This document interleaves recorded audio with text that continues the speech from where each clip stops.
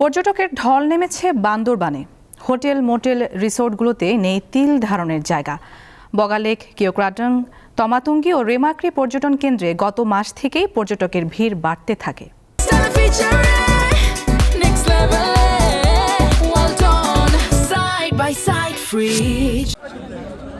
নৈসর্গিক প্রাকৃতিক সৌন্দর্যের লীলাভূমি বান্দরবান যেতে ভ্রমণ পিপাসুরা বছর ধরে অপেক্ষা করেন শীত মৌসুমের জন্য। অন্যান্য বছরের মতো এবারও পরিবার পরিজন বন্ধু বান্ধবরা দলবল নিয়ে জড়ো হচ্ছেন বান্দরবানের বিভিন্ন পর্যটন কেন্দ্রে। কিওক্রাডং আমরা একটা স্টে করে আবার আজকে ব্যাক করছি। তো আল্লাহর রহমতে বগালেকে খুব ভালো লেগেছে।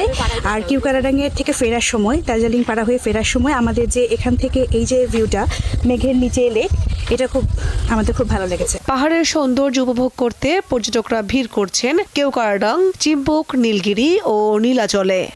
আমরা আজকে অনেকগুলো জায়গা ঘুরে এসেছি বান্দরবনে, জায়গাগুলো খুবই সুন্দর ছিল। বাট এবার আমি আসতে পেরেছি, আর এখানে আমি বগালেকটা দেখলাম, তারপরে কিওক্রাডংটা দেখলাম। আসার পথে যে প্রতিটা স্পটেই মানে যে সৌন্দর্য, আলহামদুলিল্লাহ। পর্যটকদের ভিড় বাড়ায় খুশি পর্যটন ব্যবসায়ীরা। আমাদের জন্য অনেক লোকসান ছিল 3 বছর ধরে, তবে আমরা আস্তে আস্তে ধীর গতিতে উঠতে পেরে। পর্যটকদের ভ্রমণ নিরাপদ ও আনন্দদায়ক করতে সব ধরনের নিরাপত্তার ব্যবস্থা গ্রহণ করেছে tourist police. Tourist police Bandarban রিজনের পক্ষ থেকে আমাদের বিভিন্ন পর্যটন স্পটগুলোতে আমাদের টহল ডিউটি অব্যাহত থাকবে।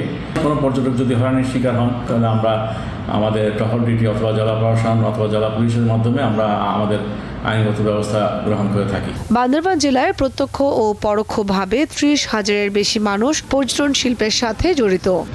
কামরুন নাহার, দীপ্ত, বার্তা কক্ষ।